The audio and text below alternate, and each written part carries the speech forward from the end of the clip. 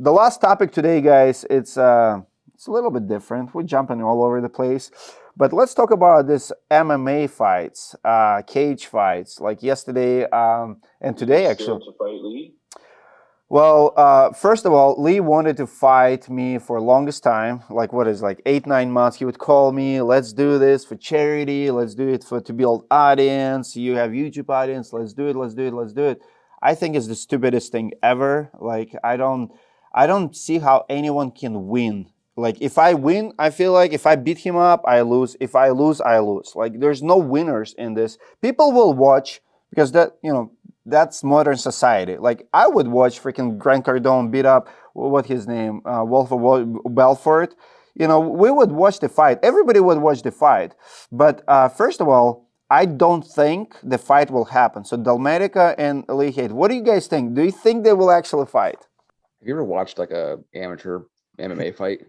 It's Yeah. not entertaining at all. It's not. I mean, no offense to them. Like, I'm not gonna get in there myself and like look like I'm like George St. Pierre, but like I think it's, to be honest, I think it's a little childish. Like even like so he trains. It's shock jock stuff. Yeah, Sorry, go ahead. Yeah. he trains. So like obviously he would probably beat up Domenico. But if you follow Delmedico, he trains too. Like he has a bug. I saw him curling weights in one video he made. It's cringy, but it'd be like LeBron James challenging Messi to like a basketball game. Like, doesn't make sense. Like, No, obviously- not a basketball game. Like to play like football or something. Like something completely different. yeah. Third sport. It's not gonna be So are entertaining. they doing that? So I only saw the pictures on the internet, and when I look at it, I'm just like, this is people trying to fight for audience. Like SVG has an army of 22-year-old girls who every time the conference is coming, it's always like Bethany Venture and Amber Venture, and they run around and ask for my friend, and I'm like, oh, there must be an SVG thing coming up because Yeah. suddenly every 22-year-old pretty girl with a duck face is adding me on fucking Facebook. Yeah. And then now the online adjuster girls, they're doing it too, and it works, I guess. And so like silly shit like this, it works, but it works in a way that like I just can't get behind. You know what I mean? Like I can't paint a bunch of girls. Here's the thing: when I was 22, I used to own a tanning place called Golden Tan, and back in the day, when Facebook was like, this is like before you had Facebook on your phone, like you didn't have a camera on your phone yet. And I had this place called Golden Tan, and we held this night at the bar for our like 2-year anniversary or whatever. And I spray painted a bunch of girls in body paint in gold and put the words Golden Tan on their bodies. And it was great for photos. But I was selling tanning to a demographic that was primarily female, and it didn't really work for me. It got me attention, right? Yeah. But I mean, for the most part, I was just what we call a materialistic, basically objectifying. I was objectifying women, right? And I was a 22-year-old guy who owned a tanning place in the world's largest mall. I thought I was something special, and so I was just a stupid young kid at the time. But I realized and I learned from that I was really just getting attention, and I thought that any attention was good attention, but it isn't. It might help. But that's what I think this is. This is just a reason to get people to pay attention. And I mean, from there, some people will look at them and take them seriously, some won't, but they'll get the followers, they'll get the likes, they'll get the comments, they'll get the social media metrics that they're looking for. It just like get rich fast. Easy money, easy go. If I drop on you $1,000,000 right now, just any poor person who gets a lot of money spends it fast. So the same with the following. We actually have, so back in Russia, in my home country, this trend is way past. So we actually have professional like leagues where like famous people fight each other. So I actually have a lot of cases that I follow that. So we have like, rappers, like guy like Eminem here, like back in Russia, he would fight, another rapper, like in a case. So, but they both got paid. I watched the interviews before and after. So here's one thing about Russian YouTube, and everybody from Russian YouTube who comes to the United States, they're shocked because Russian YouTube has a lot of money. The show on Russian YouTube is much better produced than here because they have so TV in Russia doesn't have money. So TV literally came to YouTube, where here Netflix and TV, still a TV. The money is there. And if you have a good YouTube show, TV just buys it.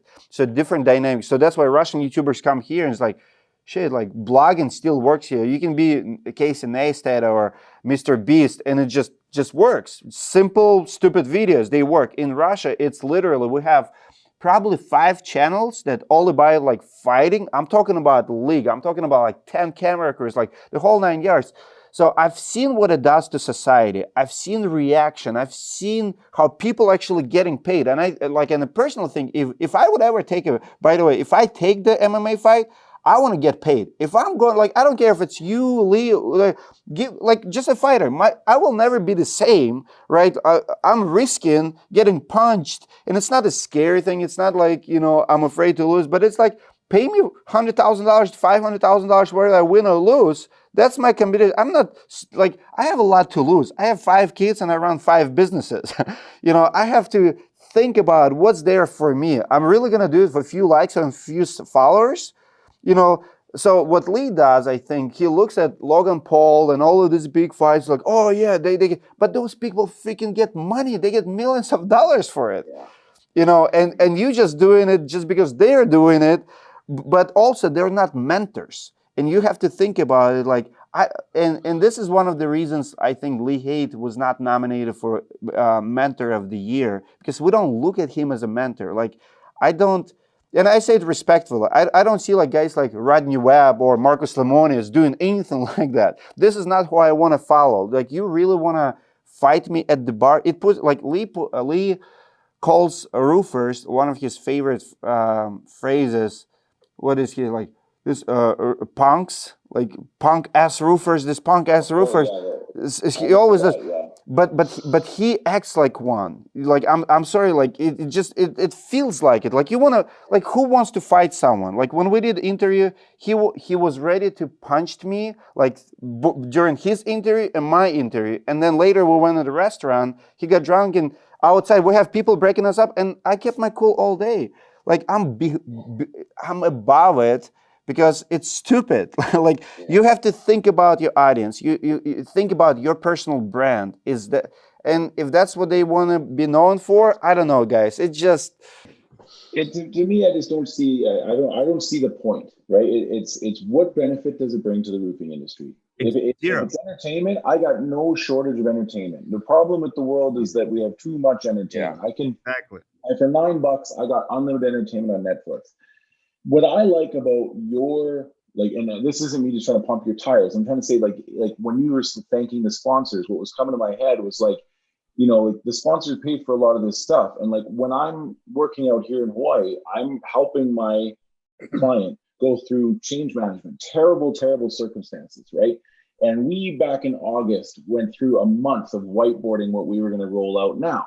And we're rolling this out now, and we never would have received the validation that we were on the right track if we didn't get to see what Martin Pettigrew was saying. We just watched your video with the guy who sold the Fortune 500 company. I don't know why. Kevin Delaney. Right?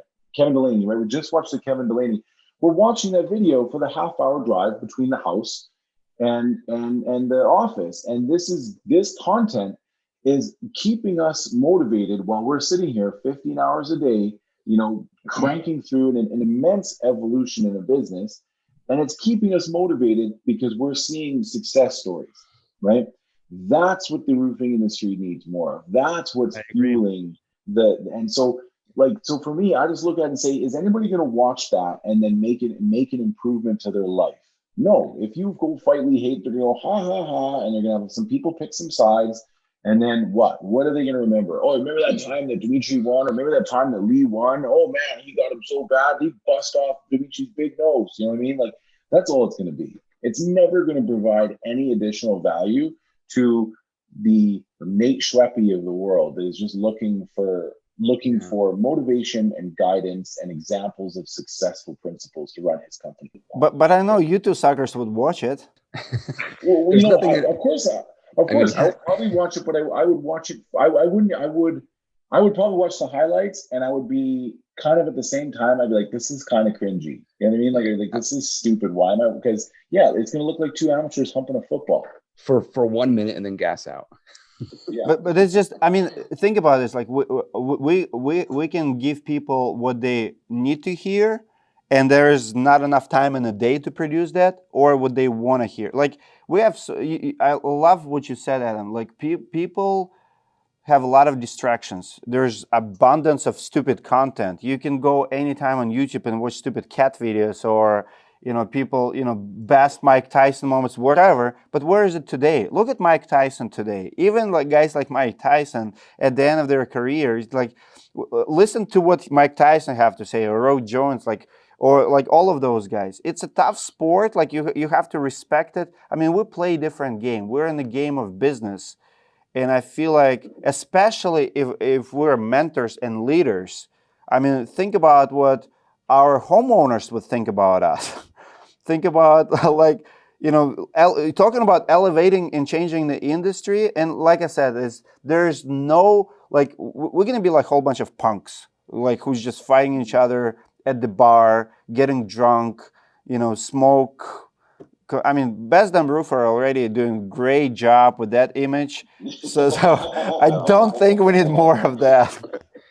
There's plenty of guys around here that I would like to fight, but I'm not going to because there's no advantage to that, But again, it's not. I think there's a lot of egos happening. There's a lot of wrong reasons. That's what it comes down to. If you're doing something for likes, people. It's funny. People accuse me doing something for likes and comments. What they don't realize is everything is calculated. Like when I do videos, when I analyze my channel, I know what it cost me to do. People think, okay, you doing this. Do you know how hard it is to get someone to sponsor your channel when you call people out, to call brands out? I have I can become a roofing contractor magazine, like being sellout to all brands, never run negative story, and make 10 times the amount of money if people know that Dmitry never talks negative about anyone. Like if my goal would be to monetize and make money on this channel, that's what I would do. But yet I go every single time, I call out a company, I call out a brand, I take a risk because next company will be afraid to call me, and I know it.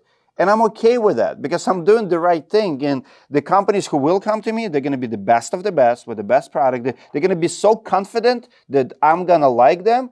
They will throw money at me just to, talk about them. But that's what people don't realize. It's not about likes and comments. And for me, fighting is. So like I would fight. I would bring girls on the channel. I would bring booze on the channel. I would fight people on the channel if that's really what I wanted, but just dumb. Who do you think is gonna win though? Like Adam, who you put money on, Delmedico or Lee? I think that's easy. Boxing match. I think it looks like Delmedico probably would have won in a different time. Yeah. But Lee Haight's probably gonna win because he's consistently training, consistently fighting. I think Delmedico, he's just, we're all gonna get old, man. We're all gonna get old. But you know what I mean? I'm not as good as I once was. But but at the end of the day, he was a Marine, you know what I mean, or a SEAL, or so he was an operator. So he's probably got a level of toughness, you know what I mean? Which means he'll probably just take the beating well. But I just think that Lee is taking it more seriously. Anthony beat me in arm wrestling, I think 3 times. So he is very tough. Like he built tough. Yeah. But what I hate about it, like I heard them yesterday, I downloaded their interview and I heard them talking about what I absolutely hate about it. There's no, like, I would watch it if they would hate each other. I would watch it if they have really good cause. And the way they present it is like, do you want to fight me? Oh, no, let's fight it. Well, let's not make it too serious. Let's do 1 round. They're doing it just like least amount of effort. There's no emotions. They just want to do it. Okay, let's do it. It's just like me and you. They want to entertain this crowd. Let's just give them something. And this is like, you either hot or cold. When you're this warm, that's what I'm not interested. People don't care about mediocre content. Give me like the best of the best. Yeah. So, it won't be fun to watch. Do you think SVG will be sold to SIRC2? I think that they have enough money that they want to crush RoofCon now. It seems like their motive, right? I mean, so SVG is getting into solar.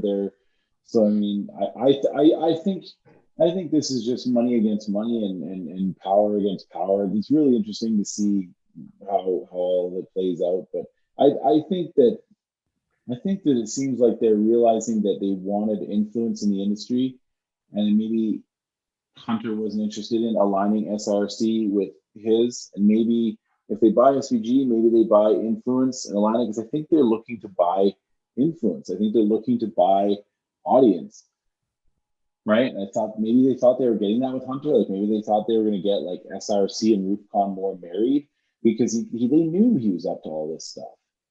You know what I mean? Like they knew all this stuff existed, you know, and I believe that they knew his documents. I believe that this is just a hit job. You know what I mean? I believe Hunter is certainly more of a positive influence to people than say some of the other guys that we know in the industry. So the fact that they're apparently looking at buying SVG, and I don't think that SVG is necessarily the best influence. You know what I mean? I've been to the event, and I mean, it's not like it all lies on the people who host the event, the behavior of the people that go. But I mean, I just don't think that, I just think that they're trying to buy influence and presence in some way. I mean, this is new reality. This is new currency. This is. Well, it's that feature of leverage content, right? Yeah, people buy influence. I mean, I love it. There's something about it that's never done before. It's cool to see.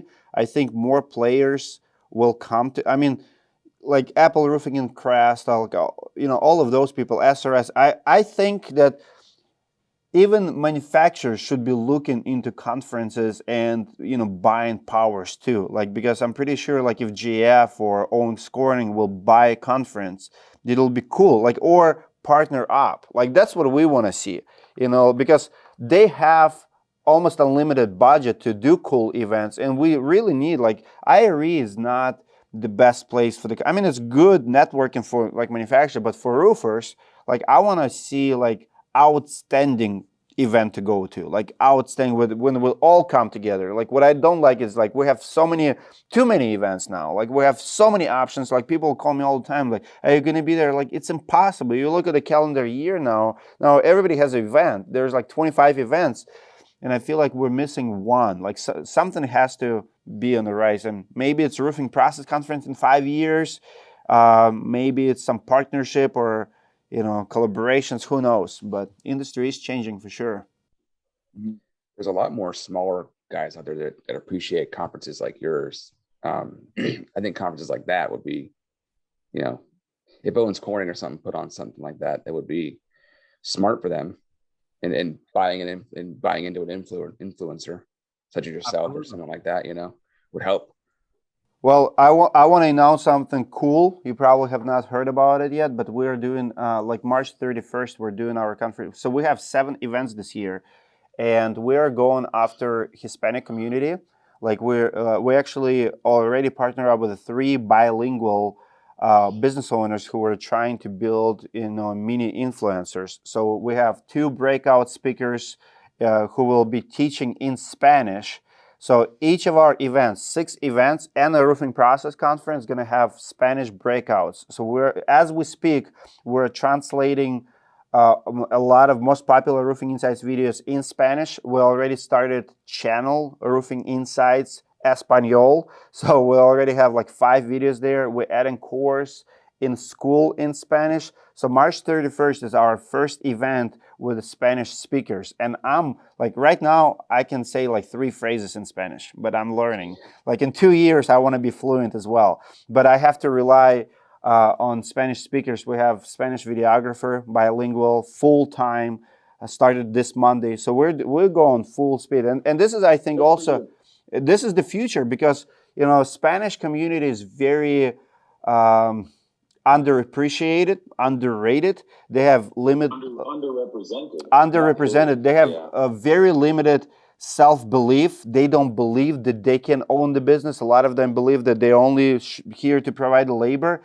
And we have guys like Sergio Flores and Jason Jimenez who've built the businesses. And when you put those people in front of them and say, hey guys, no, you can do it. Anybody can do it. You're different. You're X and this 5. And I think we have, like, at the Roofing Process Conference, we have about 100 people who are Latinos from, South America, Mexican, Mexicans and, Costa Ricans, like from few Brazilian guys. So we have community already. We just have to give them power, educate them, teach them, and hold them, help them. And that's what's happening. So if you guys are watching it, and you can send your crews, you can sell, whatever. If you have a partners, if you want to start on your own, Roofing Insights, it's focused on that now. That's awesome. Yeah, no, that's really good, because you have this huge swath of the industry that doesn't get to learn from the events, because the speakers speak faster than they can really process it. I think it'd be really cool to have like headsets at the next event with a translator speaking through it, and giving people access to this knowledge, because I think you'll level up the whole industry as a result. So no, this is awesome. This has been really cool. I didn't know how this was going to go for kind of a crack at episode number 1, but it's been really cool. Well, it was fire. I don't know what's going to happen by next Friday. It'll be hard to match this news from this episode, but roofers, we know drama. I'm pretty sure we'll have some drama stories next week, and I don't want it to be just about gossip. I hope we'll have some positive stories, something excitement to talk next Friday. If you guys are watching it, if you have cool story to share, some insights, would like to hear from you, or maybe be a guest of this podcast. Thank you guys so much, and I'll see you next Friday. Awesome. Awesome. Thank you guys so much. Yeah, awesome. No problem, buddy. That's cool.